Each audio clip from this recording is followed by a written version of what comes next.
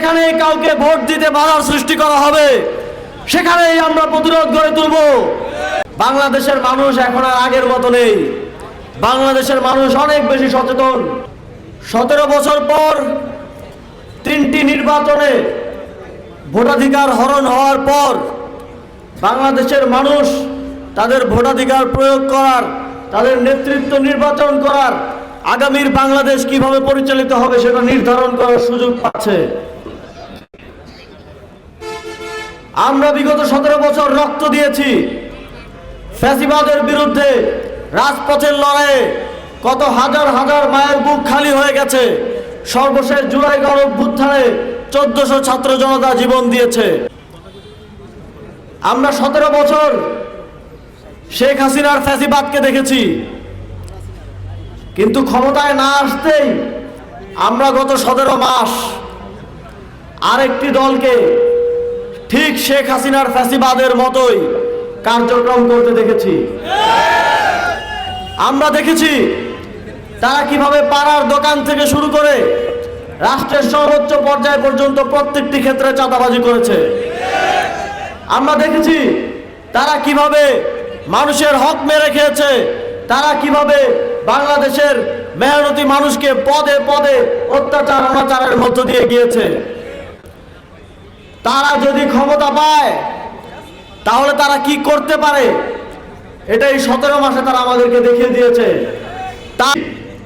যারা এখন নানা ধরনের ফ্যান্সি প্রচারণা করছে, নানা ধরনের কার্ড, তারপরে যেখানে যা প্রয়োজন, যেখানে যা মুখে আসে প্রতিশ্রুতি দিচ্ছে, তাদের কথা রাখার ইতিহাস আমাদের জানা আছে।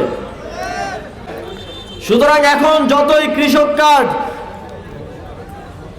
ফ্যামিলি কার্ড, চা শ্রমিকের কার্ড, যত কার্ডের কথাই বলেন না কেন, বাংলাদেশের মানুষ জানে, বাংলাদেশের মানুষের সেই অভিজ্ঞতা আছে যে আপনারা কোনো কথাই রাখবেন না।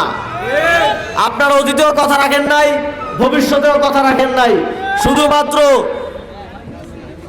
ভোটের জন্য আপনারা মানুষকে মিথ্যা কথার বুলি শোনান।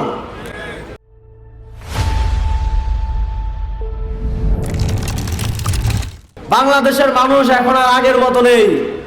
বাংলাদেশের মানুষ অনেক বেশি সচেতন এবং তারা এই সচেতনতার প্রমাণ 12ই ফেব্রুয়ারি ভোট বিপ্লবের মধ্য দিয়ে দিবে। আমরা দেখেছি যে তারা বিভিন্ন স্থানে দুর্নীতির কথা বলে, তারা জাতীয়তাবাদের রাজনীতি করে, কিন্তু একটা জাতীয়তাবাদের রাজনীতি করা দলের একটা প্রার্থীদের একটা বড় অংশ বিদেশি নাগরিক। তারা বাংলাদেশের নাগরিকই না। যাদের প্রার্থীরা এককভাবে এই দেশের নাগরিক না, তাদের মুখে জাতীয়তাবাদের কথা অত্যন্ত হাস্যকর শোনায়।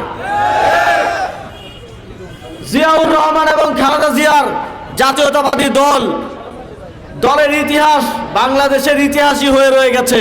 বাস্তবে এখন আর তার কোনো চিহ্ন মাত্র নেই। আমরা দেখেছি তারা কিভাবে আপনার আমার জনগণের টাকা লুট করা ব্যাংক খেলাপিদের, ঋণ খেলাপিদেরকে মনোনয়ন দিয়েছে। ঋণ খেলাপিরা আবারও বাংলাদেশের ক্ষমতায় এসে আবারও আপনার আমার টাকা, মেহনতি জনগণের টাকা লুট করার জন্য অপেক্ষা করছে। এবং আপনাদের সেনবাগেও তারা পেশি শক্তি দিয়ে কেন্দ্র দখল করার হুমকি দিচ্ছে। বাংলাদেশের মানুষ 3টি নির্বাচনে ভোট দিতে পারেনি।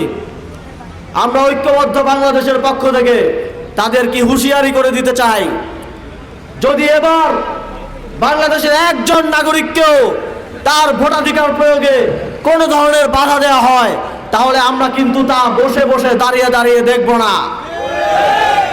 যেখানে কাউকে ভোট দিতে বাধার সৃষ্টি করা হবে সেখানেই আমরা প্রতিরোধ গড়ে তুলব।